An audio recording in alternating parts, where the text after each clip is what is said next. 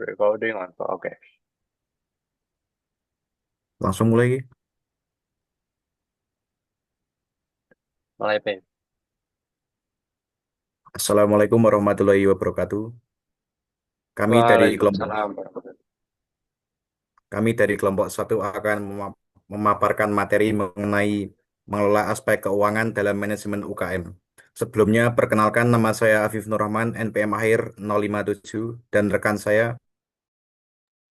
Saya Iren Oktaviani Yulita, NPM Akhir 063. Saya Amanah Zahra Khairunisya, NPM akhir 030. Saya Yulida Arika Putri dengan NIM 24 10 10 30 17. Saya Aprilia Puspitarini dengan NPM terakhir 023. Saya Muhammad Jauza Wansar Diraha dengan NPM akhir 049. Saya Fisika Fadila, NPM akhir 037.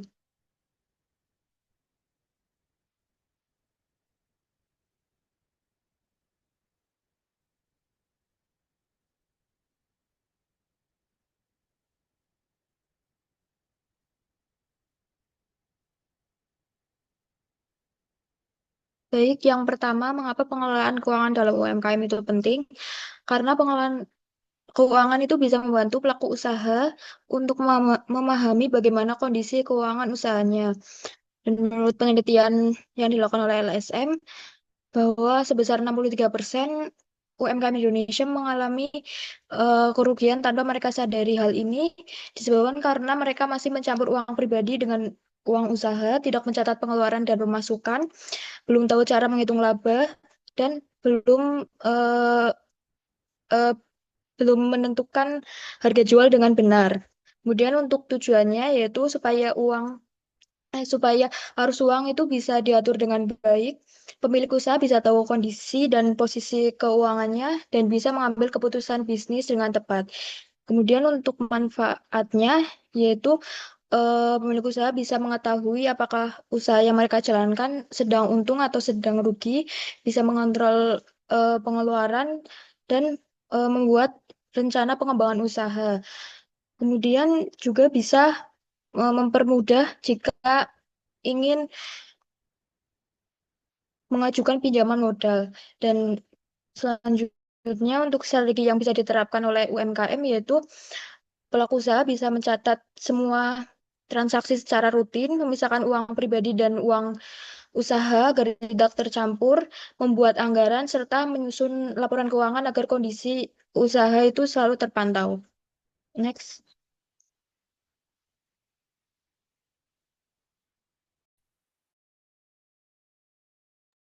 Baik, selanjutnya kami akan membahas mengenai pencatatan pembukuan UMKM. Yang pertama merupakan laporan laba rugi atau income statement.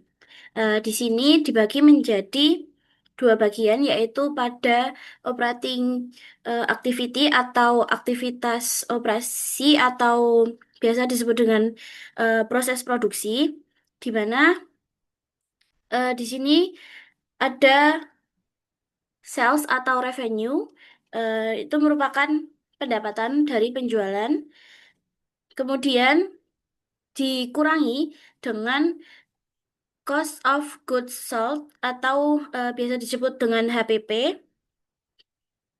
Kemudian di dengan adanya pendapatan dari penjualan ini dikurangi dengan HPP menghasilkan gross profit atau laba kotor. Nah, kemudian laba kotor ini dikurangi lagi dengan eh, operating expense atau beban operasi seperti marketing, sales, selling, general, dan administrasi, serta kegiatan beban operasi lainnya. Kemudian menghasilkan laba operasi yang dimana laba yang dihasilkan dari operasi inti tersebut.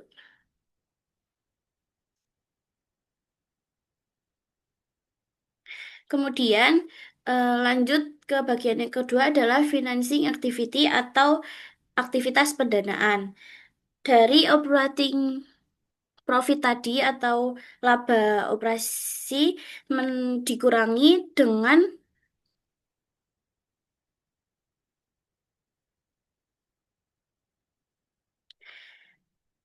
tadi laba operasi ini termasuk pajak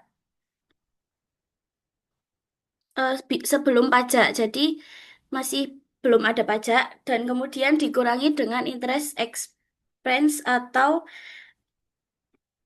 beban bunga. Kemudian menghasilkan laba sebelum pajak, profit before tax, dan dikurangi dengan income tax atau pendapatan atau pajak penghasilan. Pajak dari penghasilan yang didapat. Profit before tax ini dikurangi dengan pajak penghasilan yang kemudian menghasilkan laba bersih.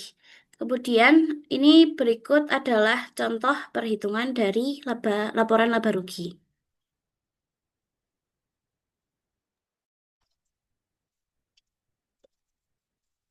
Baik, selanjutnya saya akan menjelaskan cara perhitungan dari laba rugi tersebut. Nah, yang pertama itu kita akan mencari laba kotor. Nah, laba kotor itu dihasilkan dari mana? Dihasilkan dari penjualan dikurangi dengan HPP.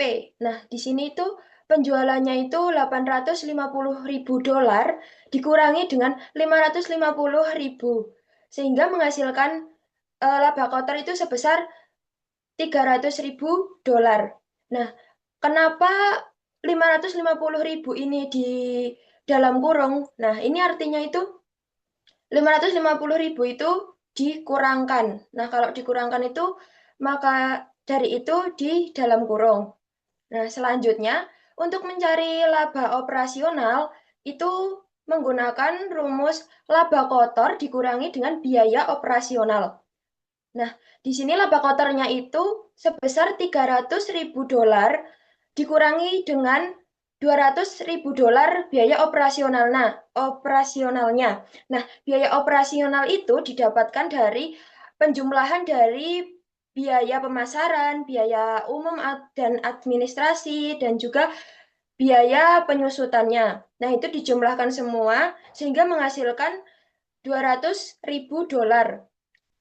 Untuk mencari laba operasionalnya itu laba kotor dikurangi biaya operasional 300.000 dolar dikurangi 200.000 dolar sehingga menghasilkan 100.000 dolar. Selanjutnya, kita akan menghitung keuntungan atau laba sebelum pajak. Nah, itu bisa dihasilkan dari laba operasi dikurangkan dengan beban bunga. Laba operasinya itu sebesar 100.000 dolar dikurangi dengan 20.000. Nah, ini di dalam kurung karena dikurangkan. Sehingga menghasilkan 80.000 dolar. Selanjutnya kita menghitung pajak penghasilan. Nah, untuk mencari pajak penghasilan ini dihasilkan dengan 25% dikalikan dengan 80.000 dolar sehingga menghasilkan 20.000. Tahap yang terakhir kita menghitung laba bersih. Nah, laba bersihnya itu dihasilkan dari keuntungan sebelum pajak dikurangi dengan pajak. Nah, yang tadi sudah dihasilkan keuntungan sebelum pajaknya sudah diketahui 80.000 dolar dikurangkan dengan pajaknya itu sebesar 20.000. Nah, itu dari total pajak penghasilan tadi yang sudah dikalikan 25%-nya. Sehingga menghasilkan laba bersih sebesar 60.000 dolar.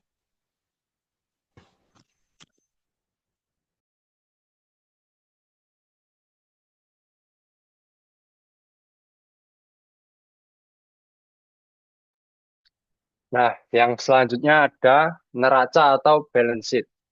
Nah, neraca ini itu adalah salah satu laporan keuangan utama yang menunjukkan posisi keuangan perusahaan pada suatu titik waktu tertentu.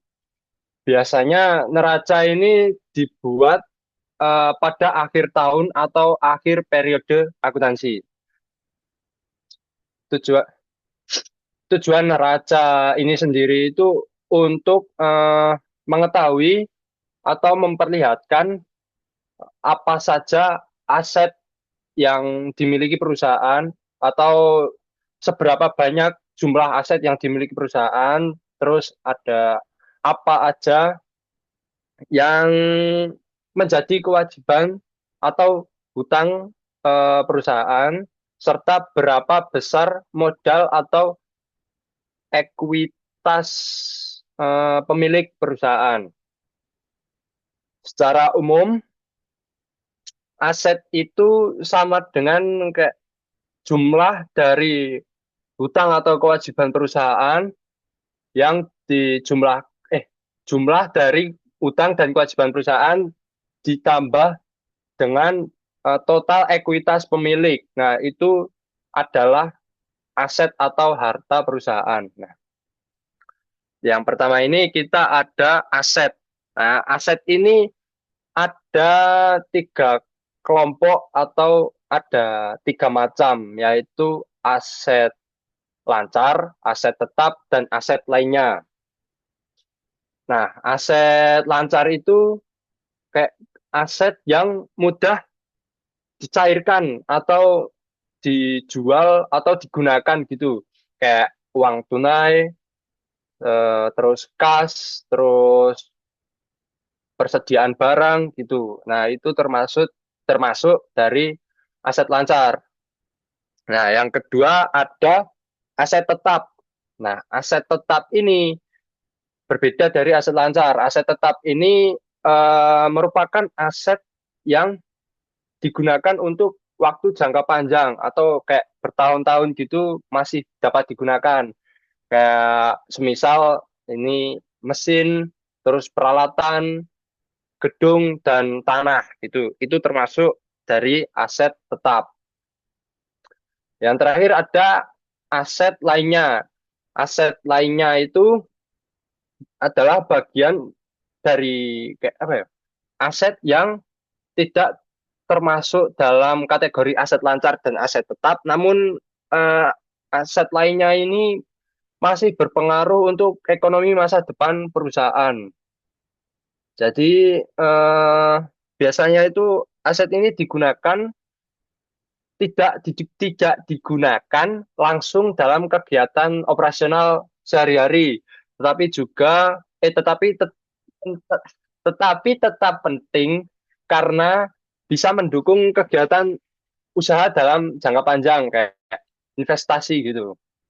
Nah, terus dari ketiga macam aset itu dijumlahkan nanti akan menjadi total aset yang dinamakan total aset. Dan selanjutnya ada utang dan kewajiban. Nah, yang pertama dulu utang atau kewajiban ya. Nah, ini utang atau kewajiban ini adalah semua kewajiban perusahaan yang kepada pihak lain, kayak apa ya, semisal dari contohnya aja, dari contohnya itu dari hutang itu ada hutang jangka pendek. Nah, di hutang jangka pendek itu kayak hutang yang diperlukan, kan kayak butuh untuk operasional pada semisal kayak hari ini ada kegiatan operasional tapi kayak dananya kurang gitu lah. Terus perusahaan itu membutuhkan dana. Nah, itu yang dinamakan hutang jangka pendek.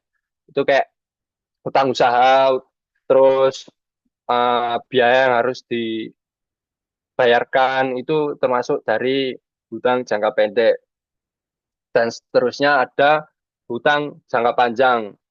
Kalau hutang jangka panjang ini untuk ya dari namanya aja sudah jangka panjang ya, Kak. Pinjaman atau hutang yang digunakan untuk eh, operasional jangka panjang. Semisal kayak pinjangan bank atau obligasi gitu, termasuk hutang jangka panjang. Dan seterusnya ada ekuitas pemilik atau owner equity. Nah, owner equity ini adalah menunjukkan kayak total hak atau hak dari seorang pemilik terhadap aset perusahaan setelah dikurangi oleh kewajiban. Kan tadi aset adalah total dari hutang dan ekuitas pemilik kan. Terus kalau ekuitas pemilik itu total dari aset yang sudah dikurangi oleh kewajiban atau hutang. Nah, contoh dari kok contoh modal yang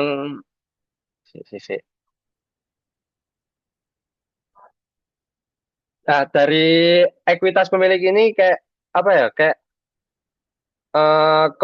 ya kasarnya kayak keuntungan lah, keuntungan bagi seorang pemilik setelah melakukan operasional yang dilakukan oleh perusahaan. Nah, itu yang dinamakan ekuitas pemilik.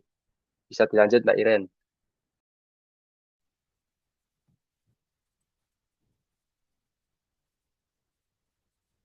Selanjutnya ada laporan neraca. Yang pertama kita menghitung aset lancar di kolom pertama dengan utang tunai sebesar $45, piutang usaha 75.000 dan inventarisnya itu 180.000. Lalu ketika tersebut itu dijumlahkan menjadi total aset lancar sebesar $300.000. Selanjutnya, kita menghitung aset tetap di kolom pertama, yaitu aset tetap brutonya itu sebesar $860.000, akumulasi penyusutannya 360.000, dan itu dikurangi. Jadi aset tetap bersihnya itu sebesar $500.000. Jadi total asetnya yaitu total aset lancar ditambah dengan total aset tetap yaitu sebesar $800.000. Selanjutnya kita menghitung hutang dan ekuitas. Yang pertama itu kewajiban lancar di kolom pertama, hutang usahanya itu sebesar $15.000 dan catatan jangka pendeknya itu sebesar 60.000. Jadi total kewajiban besarnya lancarnya itu sebesar $75.000.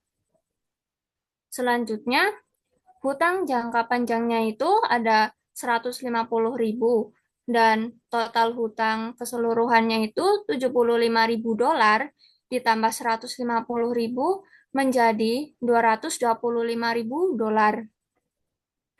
Selanjutnya, ekuitas pemilik. Saham biasa itu sebesar $300.000, laba ditahannya sebesar $275.000 dan total ekuitas pemiliknya sebesar $575.000. Jadi total hutang dan ekuitas semuanya itu $75.000 ditambah $225.000 ditambah $575.000 sebanyak $800.000. Selanjutnya untuk perhitungan kolom kedua yaitu utang tunainya sebesar $50.000, piutang usahanya sebesar $60.000, inventarisnya sebesar $220.000 dan dijumlah menjadi total aset lancarnya sebesar $350.000. Untuk aset tetapnya, aset tetap bruto di kolom kedua sebesar $360.000 dikurangi akumulasi penyusutan sebesar $390.000 sama dengan yaitu aset tetap bersihnya $570.000. Jadi total asetnya di kolom kedua ini sebesar $920.000. Untuk hutang kewajiban dan ekuitas di kolom kedua, kewajiban lancarnya yaitu hutang usaha sebesar $20.000, catatan jangka pendeknya itu sebesar $80.000, dan total kewajiban lancar itu sebesar $100.000. Selanjutnya menghitung hutang jangka panjangnya itu 200.000 dan total hutangnya itu jadi 300.000 dolar. Selanjutnya untuk ekuitas pemilik yaitu saham biasa sebesar 300.000 dolar. Laba ditahannya 320.000 sama dengan total ekuitas pemiliknya yaitu 620.000 dolar. Jadi total hutang dan ekuitas di kolom kedua ini 100.000 dolar ditambah 300.000 dolar ditambah 620.000 dolar sama dengan 920.000 dolar. Untuk kolom ketiga juga sama, yaitu utang tunainya sebesar 500.000 dolar, piutang usahanya sebesar 5.000, inventarisnya sebesar 40.000, dan di jumlah total aset lancarnya itu sebesar 50.000 dolar. Untuk aset tetap bruto sebesar 100.000 dolar dikurangi akumulasi penyusutan sebesar 30.000 sama dengan aset tetap bersihnya yaitu 70.000 dolar. Dan total aset di kolom ketiga ini sebesar 120.000 dolar. Untuk hutang, kewajiban, dan ekuitas di kolom ketiga juga sama. Kewajiban lancar sebesar hutang usahanya yaitu 5.000 dolar, catatan jangka pendeknya itu 20.000 dan jumlahnya yaitu 25.000 dolar. Untuk hutang jangka panjangnya itu sebesar 50.000 ditambah dengan 25.000 dolar sama dengan total hutangnya yaitu 75.000 dolar. Untuk ekuitas pemilik di kolom ketiga ini sama dengan 0 dolar dan saham biasanya itu 45.000 dijumlah menjadi 45.000 dolar total ekuitas pemiliknya. Jadi di kolom ketiga ini total hutang dan ekuitas sebesar 25.000 dolar ditambah 75.000 dolar ditambah 45.000 dolar sama dengan sebesar 120.000 dolar. Next. Untuk selanjutnya ada laporan arus kas. Jadi laporan arus kas ini berisi tentang aliran uang masuk dan aliran uang keluar selama periode akuntansi tertentu. Jadi, laporan arus kas ini bisa menunjukkan apakah keuangan perusahaan ini sehat atau positif maupun tidak sehat atau negatif. Langsung saja kita ke contoh laporan yang sudah ada di referensi.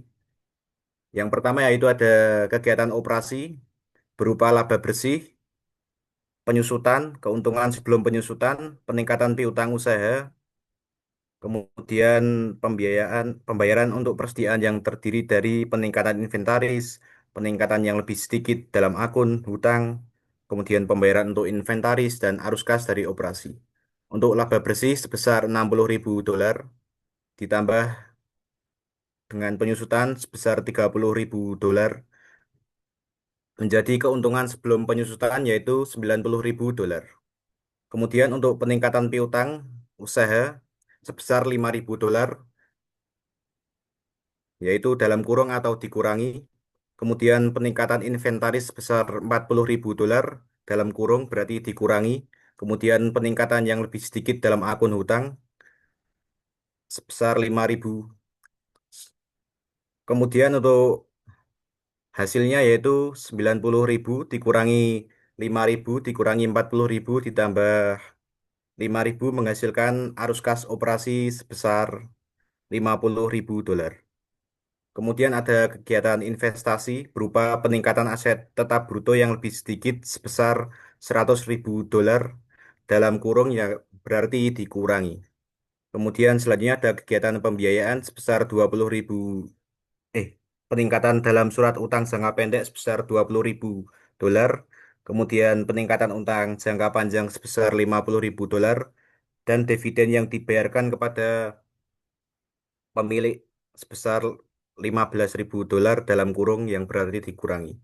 Jadi bisa dihitung jadi 50.000 dikurangi 100.000 sama dengan minus 50.000 ditambah dengan 20.000 menjadi minus 30.000, ditambah dengan 50.000 menjadi minus menjadi 20.000 dikurangi 15.000 menghasilkan peningkatan uang tunai sebesar 5.000 dolar. Kemudian untuk selanjutnya menentukan kas akhir pada periode tahun 2015. Untuk kas awal pada 31 Desember 2014 sebesar 45.000 dolar, ditambah dengan peningkatan uang tunai sebesar 5.000 dolar, yang menghasilkan kas akhir pada periode 31 Desember 2015 sebesar 50.000 dolar yang menunjukkan keuangan perusahaan yang positif atau sehat. Next.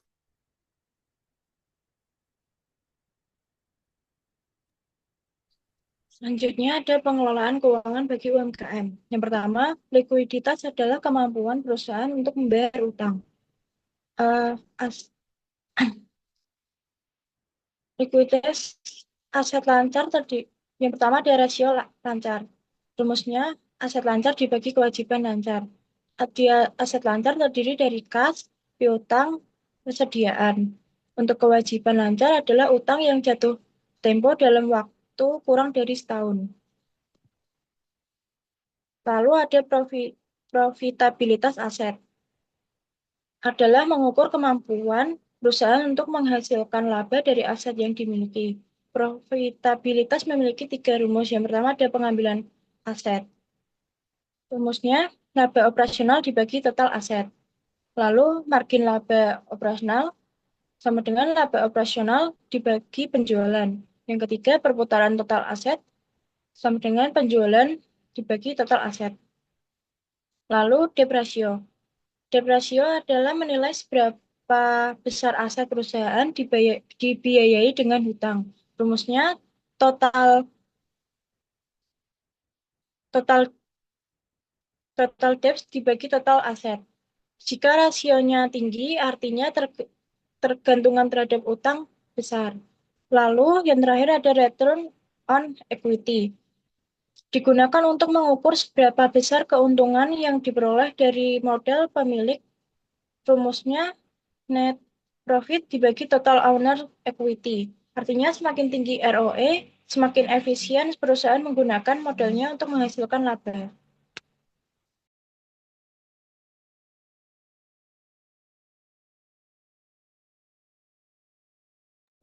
Baik, cukup sekian presentasi yang dapat kami sampaikan. Kurang lebihnya mohon maaf. Wassalamualaikum warahmatullahi wabarakatuh.